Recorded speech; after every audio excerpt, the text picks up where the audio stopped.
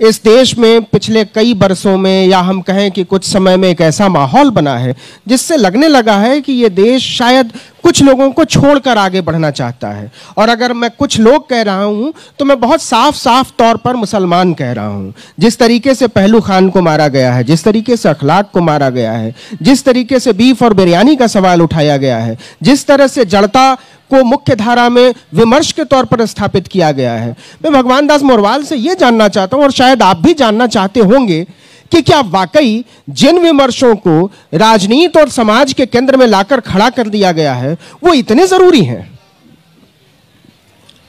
आपने पहलू खान का जिक्र किया और ये वो पहलू खान जो संयोग से मेरे मेवात का और जिस कस्बे का मैं रहने वाला हूं वहां का वो भांजा था। हमारे यहां पिछले कुछ वर्षों से जिस तरह से एक समुदाय विशेष को लेकर जिस तरह की एक राजनीतिक स्तर पर जो उनके प्रति जो घृणा कहिए, नफरत कहिए या दुराग्रह कहिए जिस तरह से फैलाया जा रहा है वो सचमुच बहुत दुर्भाग्यपूर्ण है। और मेवात जैसा इलाका, ये बहुत कम लोगों को पता होगा कि मेवात इस देश की राजधानी जहां इस वक्त हम बैठे हुए हैं यहां से सिर्फ और सिर्फ 40 किलोमीटर की दूरी पर शुरू हो जाता है। और वो 40 किलोमीटर दूर शुरू हुआ वो इलाका जो मेवात, अगर आप कभी खबरें पढ़ते होंगे, को छोटी सी भी कुछ देश में राजधानी में कोई दुर्घटना घटती है तो सीधा सीधा सा ये कहा जाता है, खुलकर कहते हैं उसको मिनी पाकिस्तान कहते हैं, मिनी पाकिस्तान कहते हैं। और ये कहा जाता है कि मेवाती गिरोह इसमें शामिल है बगैर किसी आइडेंटिफिकेशन के। लेकिन उस मेवात का जो इतिहास रहा है आप लोगों को शायद जानकारी नहीं होगा कि उसी मेवात के आखिरी शाहे मेवात हसन खां मेवाती वो शख्स था कि जिसने कि बाबर के पेशकश को, उसके आमंत्रण को यह कहते हुए ठुकरा दिया था कि मैं एक बाहर से आए हुए आतताई का साथ नहीं दूंगा, मैं इस हिंदुस्तान के जो मेरा माजाया है राणा सांगा, मैं उसके साथ आपके खिलाफ लड़ाई लड़ूंगा। और दुर्भाग्य से 17 मार्च 1527 को जो खानवा में पानीपत के बाद जो युद्ध हुआ, उस युद्ध में वो हसन खां मेवाती शहीद होता है। और उसके बाद जो 200 साल की जो पूरी सल्तनत थी,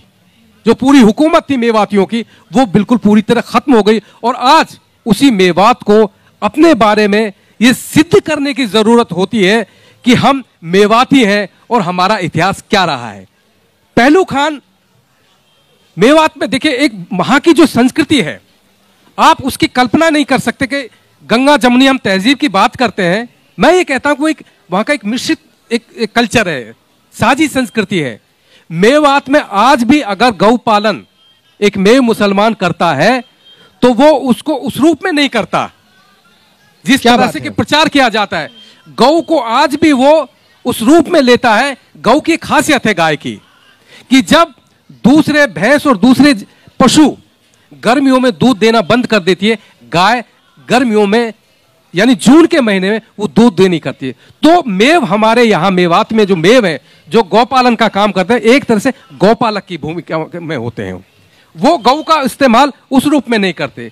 और वही आज मेवात अगर उसके आदमी अगर वहां से पहलू खान, आज आप देखिए अभी 5-7 दिन पहले जो वर्डिक्ट आया है उसमें उस पहलू खान को, वो बेचारा बहुत सामान्य से परिवार का आदमी था, वो गौ जो पालता था बच्चों को दूध के लिए, वो राजस्थान से वहां से गाय ला रहा था खरीद कर। वो कोई स्मगलर नहीं था, वो कोई गौ तस्कर नहीं था, वो बेचारा छोटा सा किसान जिसके कुछ जो खेती बाड़ी और दूध से अपना घर का पालन करता था। और संयोग से पिछले कुछ दिनों से मेवात में जिस तरह के हालात पैदा किए जा रहे हैं, मित्रों मैं एक लेखक होने के नाते जिस काला पहाड़ का इन्होंने जिक्र किया, अगर मैं आज उस काला पहाड़ का बयान करूं जो आज से मैंने 20 साल पहले उपन्यास लिखा था और जिसमें इतिहास और स्मृतियां हैं, वो मेवात अब वो मेवात नहीं रहा। ऐसा नहीं है, हम जो शहर में बैठे हुए हम लोगों के साथ एक बहुत बड़ी एक दिक्कत क्या होती है कि हम हर चीज को शहर की नजर से देखते हैं। अगर आपको असली भारत को देखना है तो आप गांव देहातों में जाइए, वहां क्या स्थिति है। अगर वहां यह कहा जाता है कि अगर मैं इस चीज से बिल्कुल इत्तेफाक नहीं, सहमत नहीं हूं कि इस देश में एक कुछ धर्म विशेष के लोगों में सांप्रदायिक कट्टरता बढ़ी है, ऐसा नहीं है।